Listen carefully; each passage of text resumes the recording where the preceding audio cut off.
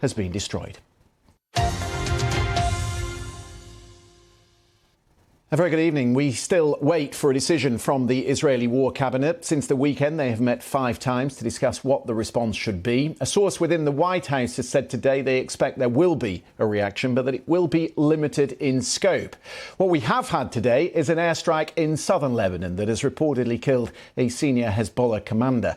The IDF said Ismail Youssef Baz was in charge of rocket attacks that were coming into Israel from the Lebanese coast. Beyond the daily press briefing from the military command, the Prime Minister, Benjamin Netanyahu, has been largely quiet. So quiet, in fact, that there had been speculation he'd been avoiding calls from Rishi Sunak, who only managed to speak to the Israeli Prime Minister this afternoon following those weekend attacks. The presumption that he didn't want to hear any more advice from Western allies that might in some way restrain his options. I've been speaking to Anja Manuel, the Executive Director of the Aspen Strategy Group and the Aspen Security Forum.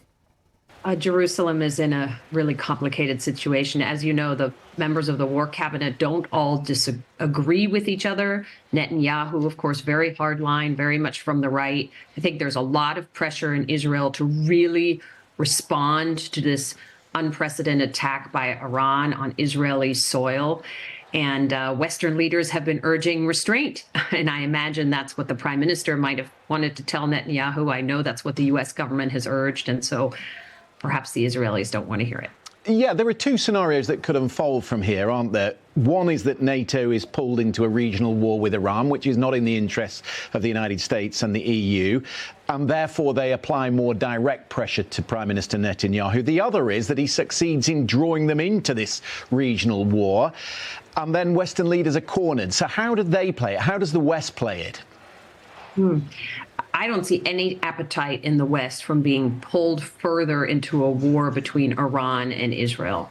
I do think that the West, the United States, UK, France, Jordan, Saudi, Egypt deserve a huge amount of credit for how much work they did to protect Israel from that barrage that happened on Saturday.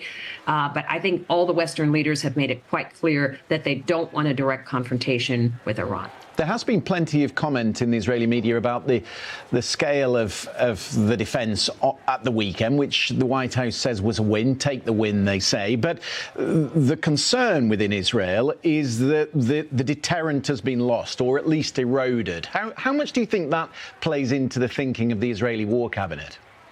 Yeah, I think it does play into the thinking, and it's very difficult because if you see both the Iranians and the Israelis have hardliners within their domestic system pushing a stronger response. So you said it. I think Joe Biden said, take the win. This was great.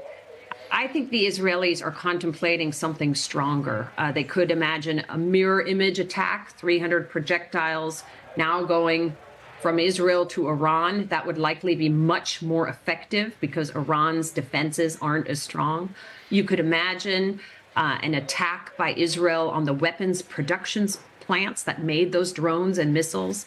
At the very high end, I know John Bolton over here and others have suggested an Israeli attack on Iran's nuclear missile silos and things. I think that's highly unlikely.